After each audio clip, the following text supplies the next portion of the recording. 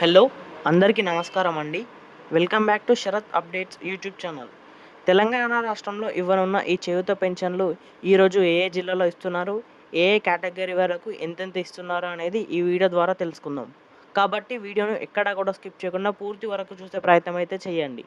అలాగైతేనే వీడియోలో ఉన్న సమాచారం మీకు క్లియర్గా అర్థమవుతుంది. దాంతోపాటు వీడియోని ఖచ్చితంగా లైక్ చేయండి. లైక్ చేస్తే ఇలాంటి తాజా సమాచారం అందించడానికి నాకు మోటివేట్గా ఉంటుంది.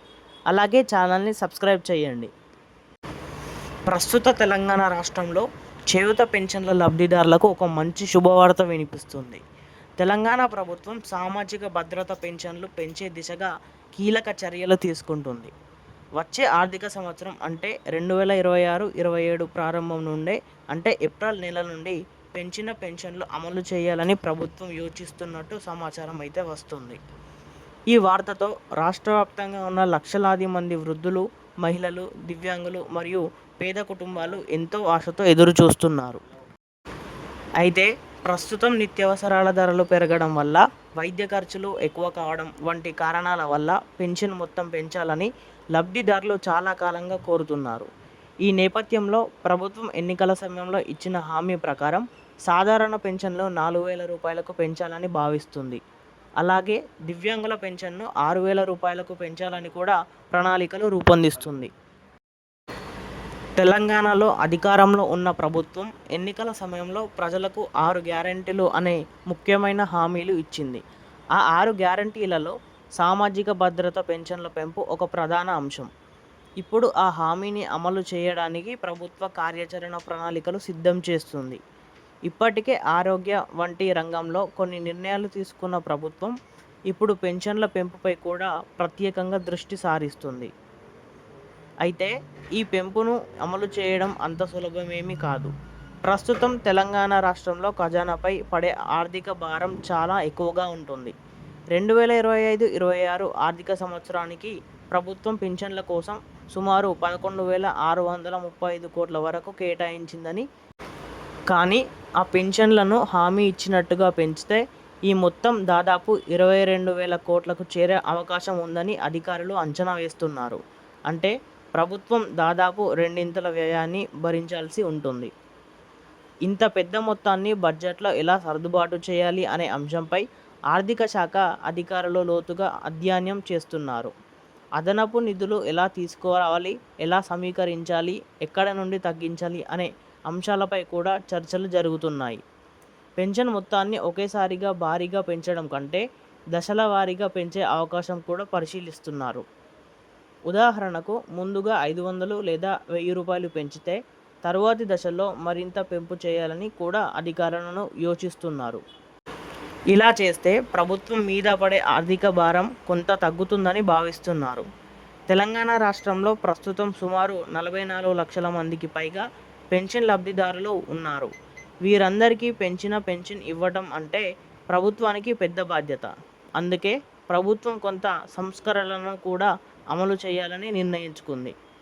ముఖ్యంగా బోగస్ పింఛన్లు అరికట్టడంపై ప్రభుత్వం ప్రత్యేక దృష్టి పెట్టింది.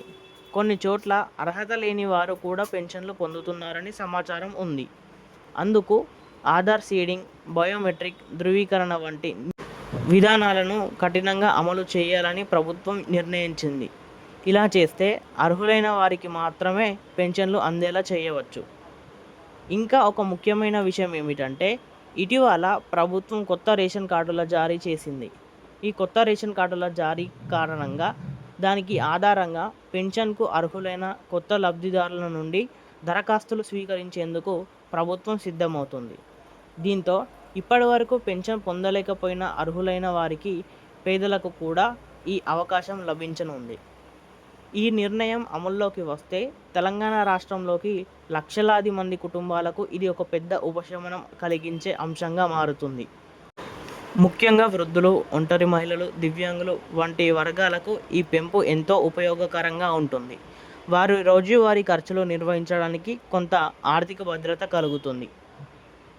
ఇక మరో ముఖ్యమైన విషయం ఏమిటంటే, ప్రస్తుతం నెలవారీ పెన్షన్లు పంపిణీ ప్రక్రియ కూడా కొనసాగుతుంది.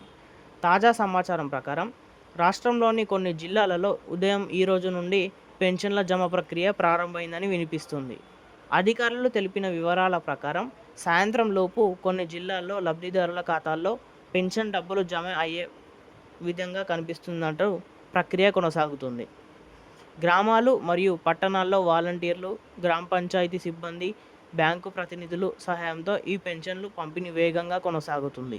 కొన్ని చోట్ల నేరుగా బ్యాంకు ఖాతాల్లో డబ్బులు జమ అవుతుండగా, మరికొన్ని గ్రామాల్లో ఇంటికి వద్దనే వెళ్ళి ఈ లబ్ధిదారుల పెన్షన్ను అందజేస్తున్నారు. ఈ విధంగా ప్రభుత్వం పెన్షన్ వ్యవస్థను మరింత పారదర్శకంగా మరియు వేగంగా అమలు చేయడానికి ప్రయత్నిస్తుంది. భవిష్యత్తులో పెన్షన్ పెంచిన ఈ అమలులో ఈ పథకం మరింత బలపడే అవకాశం ఉన్నట్టు కనిపిస్తుంది. మొత్తంగా చూస్తే తెలంగాణ రాష్ట్రంలో చేయూత పెన్షన్లు పెంపు త్వరలోనే అమల్లోకి వచ్చే అవకాశం ఉంది. ప్రభుత్వం ఇచ్చిన హామీ ప్రకారం పెన్షన్లు 4,000 రూపాయలకు పెరిగితే రాష్ట్రంలోని లక్షలాది మంది ప్రజలకు ఇది ఒక పెద్ద ఉపశమనంగా మారుతుంది. అందుకే రాష్ట్ర వ్యాప్తంగా ఉన్న పెన్షన్ లబ్ధిదారులు వచ్చే ఏప్రిల్ నెల కోసం ఎంతో ఆసక్తిగా ఎదురు చూస్తున్నారు. ప్రభుత్వం త్వరగా నిర్ణయం తీసుకుని ఈ పెంపును అమలు చేస్తే పేద ప్రజల జీవితాల్లో కొంత ఆర్థిక భద్రత కలుగుతుందని అందరూ ఎదురు చూస్తున్నారు. ఈ వీడియోలో కొంచెమైనా సమాచారం తెలుసుకున్నట్టు అనిపిస్తే లైక్ చేయండి. అలాగే చేయూత పింఛన్ల గురించి లేటెస్ట్ అప్డేట్స్ కోసం మన ఛానల్ని సబ్స్క్రైబ్ చేయండి.